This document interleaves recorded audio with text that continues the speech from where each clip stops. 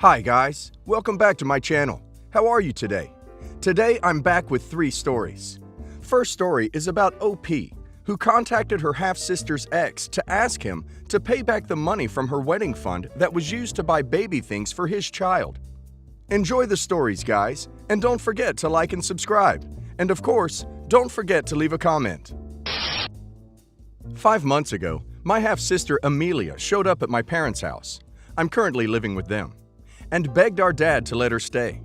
She told him she was pregnant and needed help. Amelia hasn't spoken to anyone in our family, excluding my older brother, since she turned 18. Despite this, my dad immediately agreed. Amelia wasn't working, so my dad was responsible for buying everything for her baby. He asked if he could use part of the wedding fund he had saved up for me since my wedding isn't until this summer and I didn't need the money immediately. I reluctantly agreed because the baby is innocent and there would be time for the money to be replaced. My fiancé and I got curious about Amelia's ex one night since she wouldn't really talk about him. So we stalked her on social media to find him. From the things I saw on her profile and what we researched about him, he seemed to be extremely wealthy. He owned luxury cars and seemed to always be on vacation. I'll admit, I was annoyed. She let us think she desperately needed the money from my wedding fund to pay for her baby, when the baby's father could have easily bought her everything. It took me a month, but I finally got in touch with him through one of his friends. It turns out her ex wasn't the deadbeat she let us all think he was, but she hadn't even told him she was pregnant before leaving him randomly. He didn't believe me when I told him about the situation until I sent him pictures of a visibly pregnant Amelia. I gave him our address and he showed up 2 weeks later with a lawyer. He wanted to talk to her alone, but my dad wouldn't let him. Amelia ended up going back home with him after they had a very heated conversation in front of us. Before they left, he asked us how much money we had spent on baby items and wrote a check to cover the cost. They never actually took any of the items though, and my mom is planning to send most of the stuff back. My dad is angry at me since Amelia hasn't spoken to him since, and so is my older brother. He called me to chew me out a few days ago after she left and called me a lot of horrible names. However, my mom and sisters all agree I did the right thing and think I saved a man from missing out on being a father. Also, my parents really couldn't afford to fund her long term. So I think this is a win-win situation for everyone. Am I an a-hole? Edit. My brother said she left because he didn't want kids yet and would have made her abort it if he found out. She would have gone to stay with my brother, but he's friendly with her ex, so that's the first place he would have looked for her. So he told her to come to our parents' house, since her ex wouldn't look for her there. She only came here to use our dad, not because she wanted a relationship with him. Edit 2. There was a lot of yelling, and the lawyer made some threats, but essentially the conversation went something like this. He told her either she goes back home with him or he'll go for full custody of their baby when it's born. Then she started yelling at him and telling him he couldn't do that to her.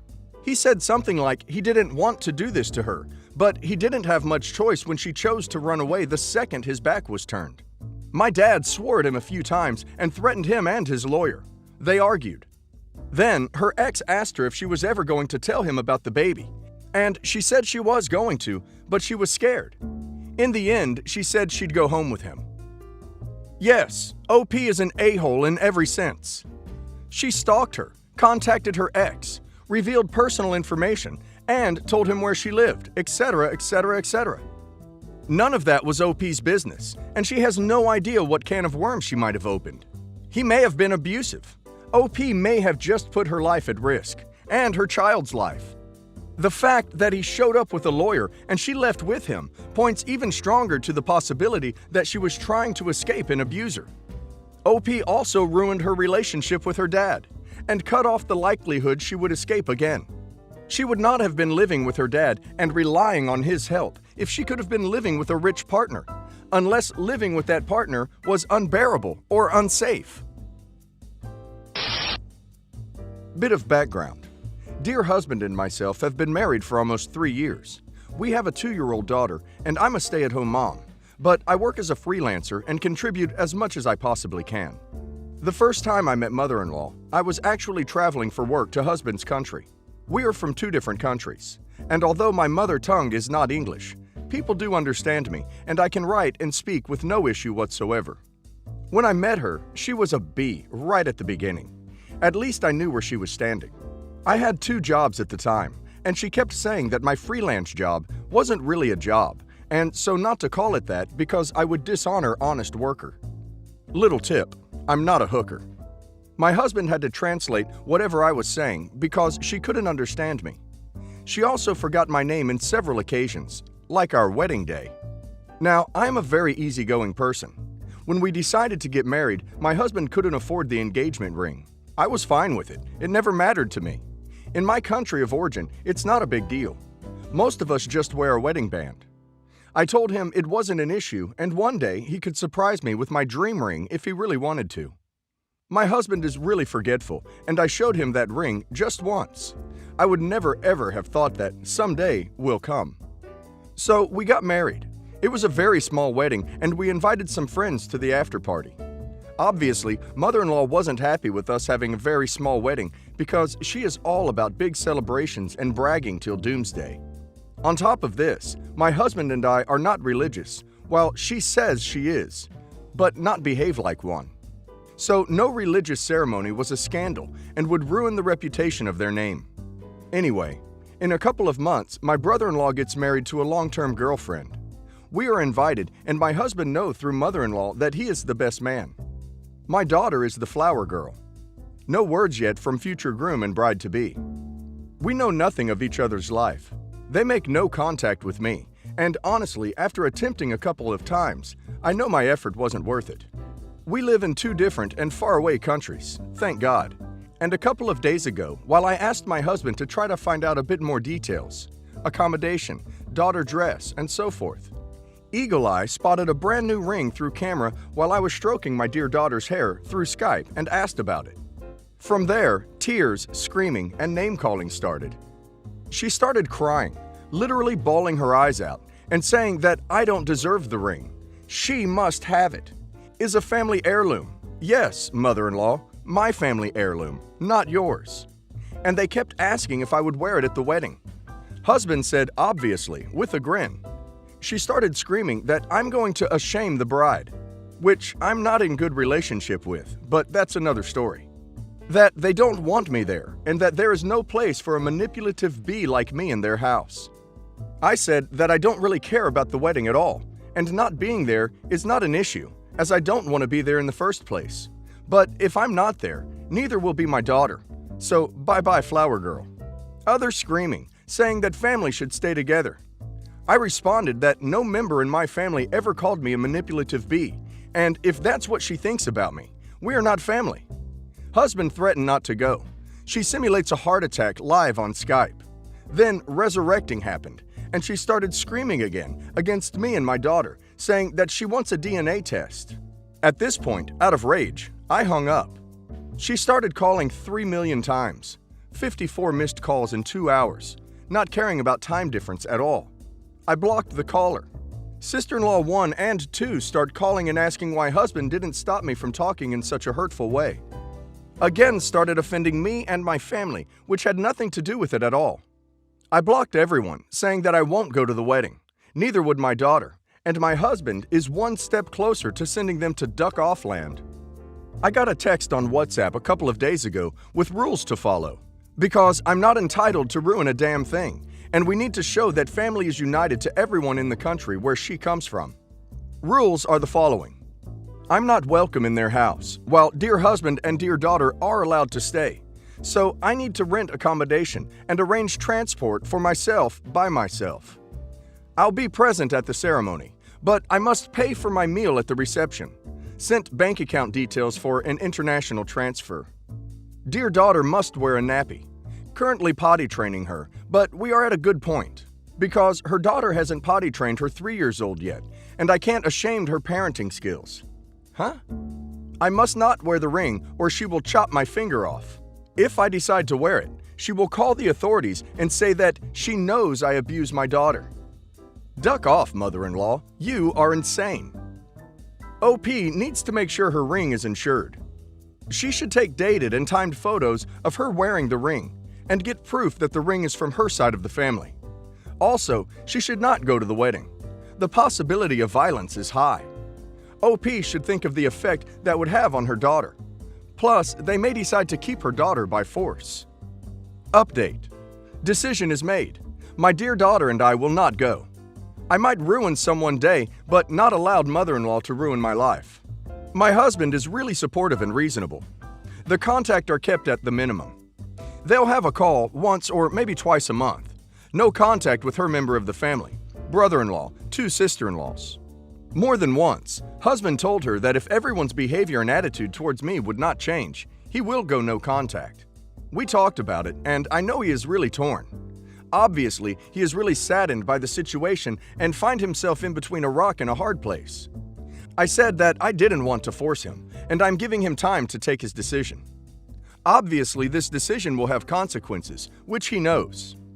I blocked every single member of his family, and I won't allow them to see my daughter neither to talk to me, even if it's an apology, which won't happen, cause they never recognize their mistakes. Ever again. Duck grandparents, right? It's all on dear husband now. I sincerely hope this is going to be the straw that breaks the camel's back, that he will recognize that in all these years, when we were in need, his family was never present. We never benefited from them, morally, financially, and emotionally, and even in the time of joy, we were always criticized and discouraged by them. Just to clarify, the ring was my grandmother's one.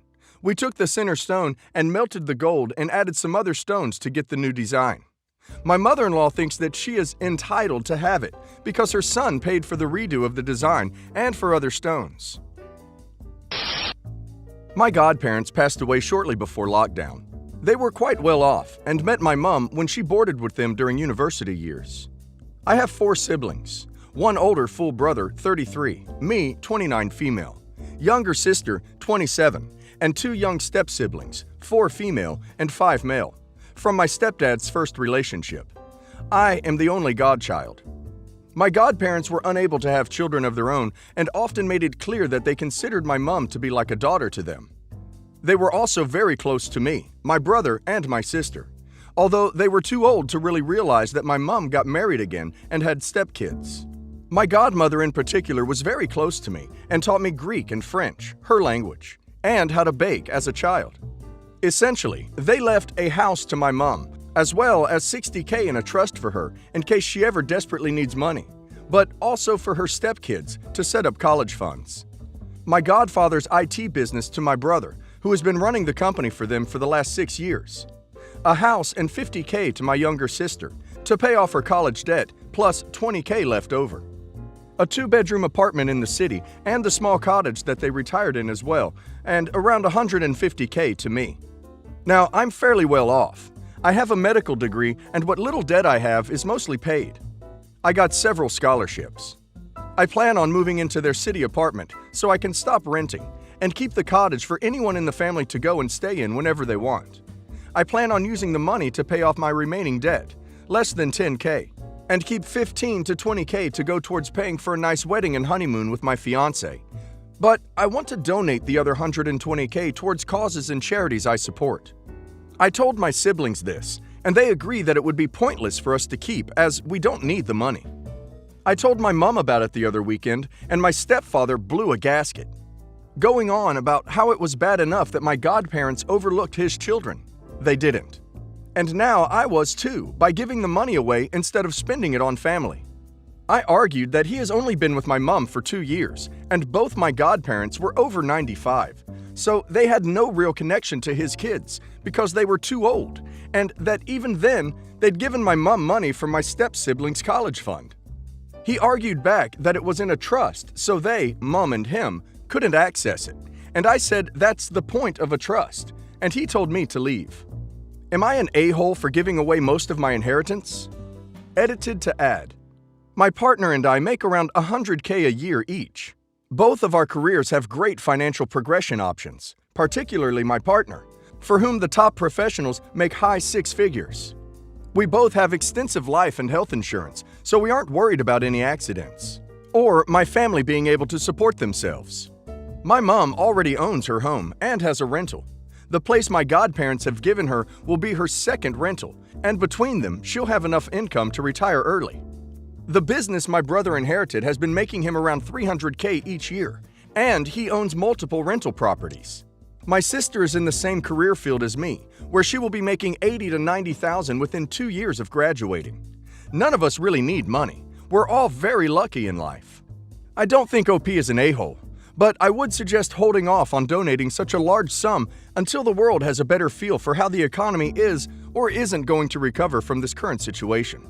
Also, having a pot of money for maintenance for the apartment and the cottage isn't a terrible idea. Is there a reason to donate it all right now? OP's heart is in the right place. I just would urge OP to exercise a bit of caution. Going wedding dress shopping with my mom and sister-in-law, brother's wife, a very good friend of mine who makes jewelry and is coming so she can plan what to make based on a dress I pick. My dad's wife, stepmother of many years, but we are not close, wanted to come. Was pissed to learn I was taking my mom but not her. Got my dad to ask why she wasn't invited, and then asked me herself when I told him I didn't want her there. Asked me why herself, and I told her I didn't want her there. She didn't take that answer and asked me 5 more times.